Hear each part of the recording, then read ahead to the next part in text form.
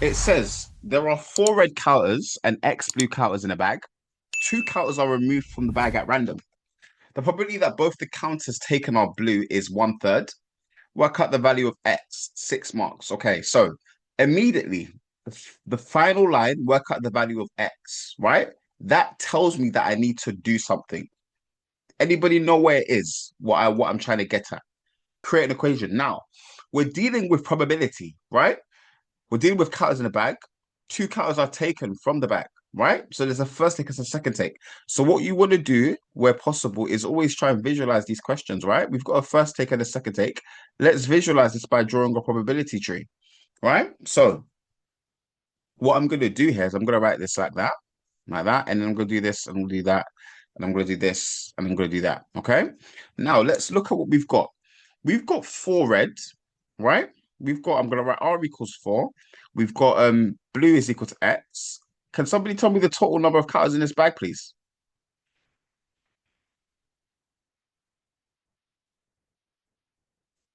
Fantastic, Temmie. We just add them together, right? 4 plus X. Or some of you may have put X plus 4, right? Same thing. Everybody happy with that? It is. It is. Well done. Well done. Well done, Sabri. Brilliant. So, yeah, we've got the total. Now that we've got the total, we can express the probabilities algebraically, right? So let's do that. The first take, we were dealing with red and blue colors. R, B, R, B, R, B. Okay. Now, the probability of me taking a red cow on my first go. Well, how many red cows are there to start with? There are four, they told us. What is the total? The total is X plus 4 or 4 plus X. I'm going to use X plus 4. Is everybody happy with that? We're dealing with algebraic probabilities, but the concept, the logic, the principles remain the same. Is everybody happy with that? No? Good stuff. Brilliant. Now, blue counters. How many blue counters do we have? Well, we had X at the start. There's a total of X plus 4. So this is going to be our probabilities for getting a red or blue counter on our first go. Yeah, on our first take. Now, what on our second take? Now remember, two counters are removed from the bag, meaning that we take one and we don't replace it. So we got to be extra careful here when we're dealing with this denominator, right? What we can do, right, is ask ourselves, well, on our second go, we start with X plus 4 counters. And then because we've taken one already on our first take, we have to take away one, don't we? Do you agree with that, guys? I want everybody to tell me yes or no.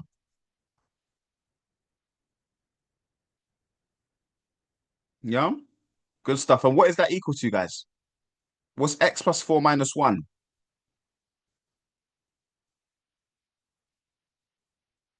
Exactly. It's just X plus 3, isn't it? Right? So therefore, our denominators are all going to be over X plus 3.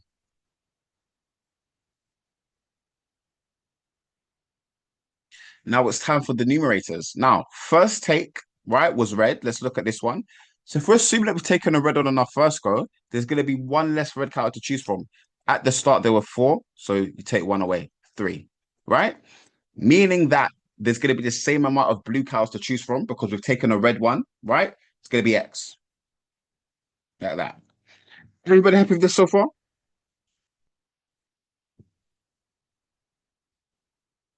Yeah, good stuff. Brilliant. Now, blue counters. We've taken a blue one on our first go. If we start with X, right? And then we end, right, by taking one away. So first take, second take. What would be an expression for the number of blue counters after you've taken one already? You just take one away, don't you? It's going to be X minus 1. So that would be X minus 1 over there. Does that make sense, guys? You all happy with that? Yeah? Brilliant, brilliant. And now, remember, there are the same amount of red counters to choose from because we've taken a blue on our first go. There's going to be four here. So this is going to be our complete probability tree. Anybody get this for the probability tree?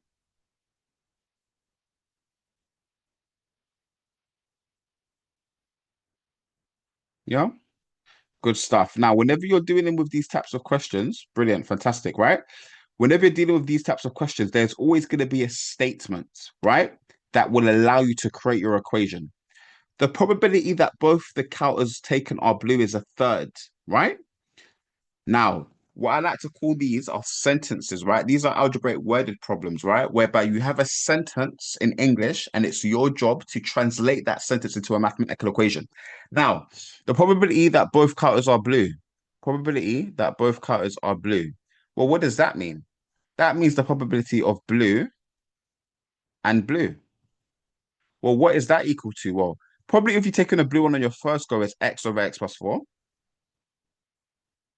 Probably if you've taken a counter that's blue on my second go, is x minus 1 over x plus 3. What does this symbol mean? What symbol do I replace and with, guys? Let me write this is equal to a third. Yeah, fantastic. Oh, close. Not add.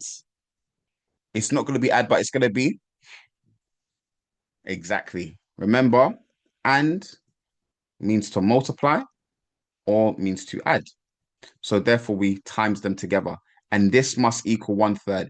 And this is the equation that we have to solve, right? So you can see we had to do a bit of legwork to get the actual equation. Is everybody happy with this so far? This is critical.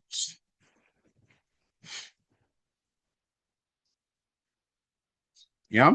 And then now, once you get here, it's just about being very careful with your algebra, essentially. Okay. So what do we do? Well, we're timesing fractions. We times the numerators together. So I write it like this, just so it's neater. X minus x, x minus 1, and then all over x plus 4, x plus 3. And this is equal to one third, right? Now, what I'm going to do is once you get to this step here, right? Let's expand the left-hand sides first. So that's going to be x squared, take x. That is going to be x times an x is x squared. X times a 3 is 3x. 4 times x is 4x. And then 4 times 3 is 12. So I get that there, and that's equal to a third. And then now, tidy this up a bit more. X squared minus x over x squared plus 7x plus 12 is equal to a third. Now we are here, guys. What is next? Can somebody tell me what I need to do when I get here?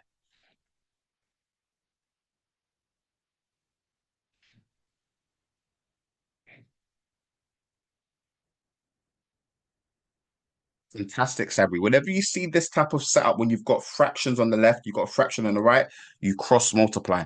And what that means, or what that looks like is, I'm going to multiply this denominator with that numerator.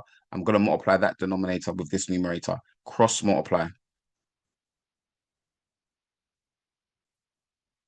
So that would look like, for the next line, it's going to be 3 times x squared minus x.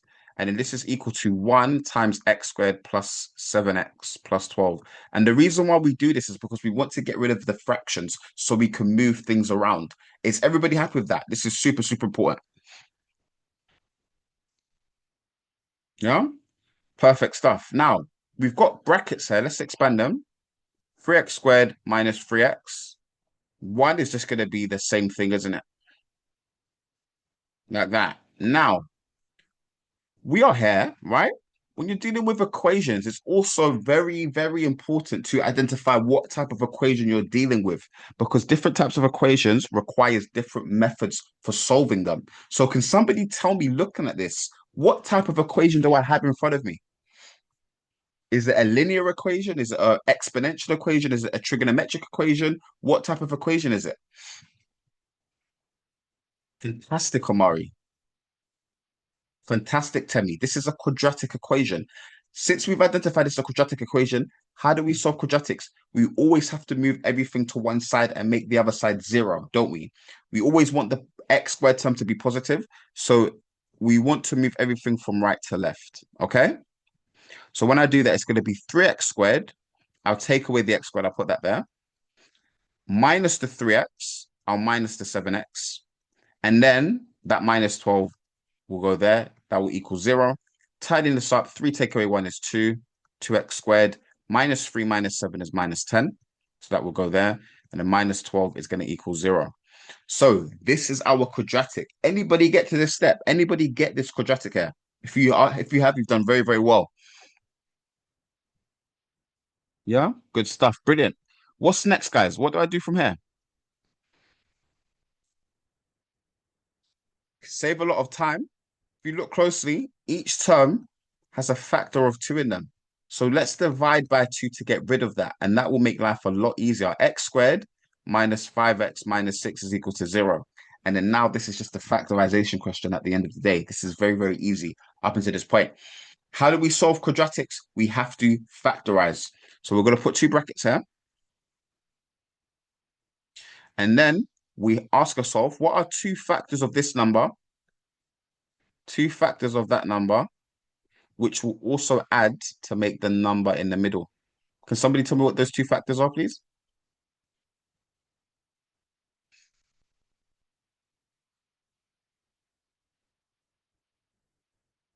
Exactly. Well done, guys. Brilliant.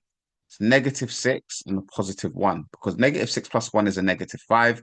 -6 times 1 is -6. So this works. So that means the numbers that we've chosen, we put there and we put there. And then obviously, because this is an x squared, an x must go there and an x must go there, right? Now we factorized it. Well, we set each bracket equal to 0, right? So x minus 6 equals 0, x plus 1 equals 0, and we solve both of these equations. This is very simple. We add on 6, so x equals 6. We take away 1, so x equals -1. So our answer is x equals 6 or x equals -1. That is a 6 marker. We happy with that, guys? Is this giving us 6 marks in the exam? What do we think? Well done. Fantastic, guys. Fantastic, guys. You have to be careful. Fantastic. Brilliant, right? Let's look at the question again.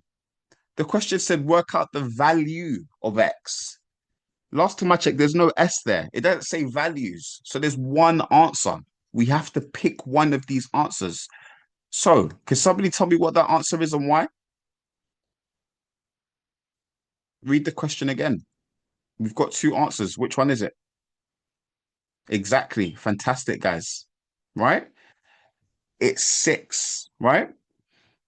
So, all you're going to say is, why is it 6? Well, because we're dealing with counters. There are X blue counters in the bag. If X was -1, then that would be -1 blue counters. Does that make sense, guys? Can we have -1 blue counters in the bag? Exactly. Fantastic. So you're going to say X equals 6 since X must be positive. Yeah. So your final line, your final mark will tell to the examiner X is 6 and your reason. Yeah. And that will give you the full marks. Everybody happy with that?